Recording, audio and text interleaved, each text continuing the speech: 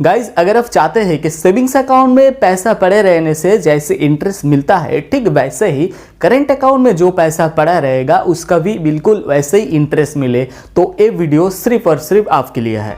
Please do subscribe Apex Talk and click the bell icon for latest update.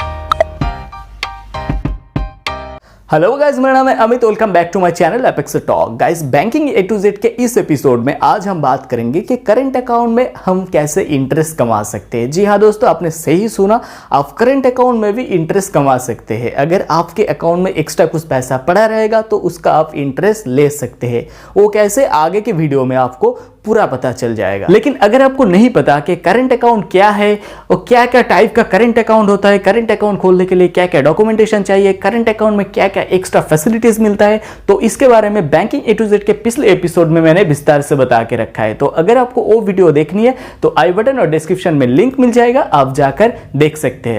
दोस्तों, as per RBI guidelines Bharat का कोई भी bank अपने customer को current account में इंटरेस्ट नहीं दे सकता है, क्योंकि आरबीआई के नियम अनुसार सिर्फ और सिर्फ करंट अकाउंट में ही कस्टमर से इंटरेस्ट फ्री डिपॉजिट लिया जा सकता है। इसका मतलब यह हुआ कि बैंक अगर कस्टमर से डिपॉजिट लेता है या कस्टमर जाके डिपॉजिट करता है, बैंक को कस्टमर को डिपॉजिट के अगेंस्ट में इंटरेस्ट देना ही पड़ेगा। लेकिन करंट अकाउंट में जो पैसा जमा होता है, बैंक वालों को उसका इंटरेस्ट कस्टमर को नहीं देना पड़ता। अगर कोई भी बैंक अपने कस्टमर को आकर्षित करने के लिए सेविंग्स अकाउंट में जैसे इंटरेस्ट मिलता है वैसे ही इंटरेस्ट करंट अकाउंट में भी देता है, तो ये आरबीआई के रूल्स के खिलाफ है। इसलिए कोई भी बैंक अपने कस्टमर को करंट अकाउंट में इंटरेस्ट नहीं पे करता है। दोस्तों, आप सोच रहे होंगे कि मैंने आपसे झूठ बोला कि करंट अकाउंट में इंटरेस्ट मिल सकता है, लेकिन यहां पर तो मैं बोल रहा हूं कि कोई भी बैंक अपने कस्टमर को करंट अकाउंट में इंटरेस्ट नहीं पे करता है। तो ये क्या बात हो गया गाइस, थोड़ा वेट कीजिए, आपको सब पता चल जाएगा कि मैंने आपसे कोई झूठ नहीं बोला। आपको सच में करंट अकाउंट में इंटरेस्ट मिल सकता है, और वो भी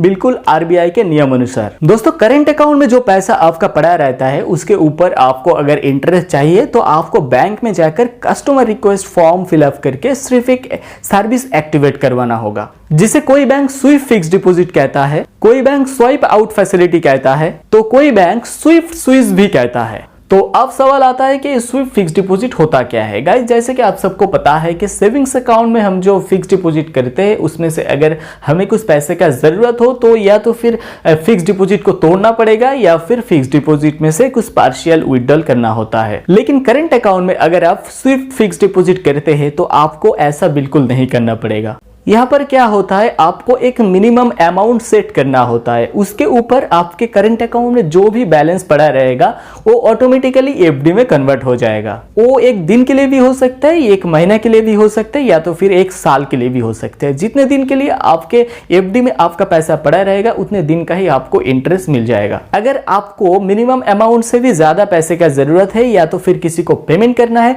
तो बाकी के पैसा एफडी में से ऑटोमेटिकली आ जाएगा। इसके लिए आपको एफडी तोड़ना नहीं पड़ेगा, और जितने दिन तक वो पैसा एफडी में रहता है उसका इंटरेस्ट भी आपको अलग से मिल जाएगा।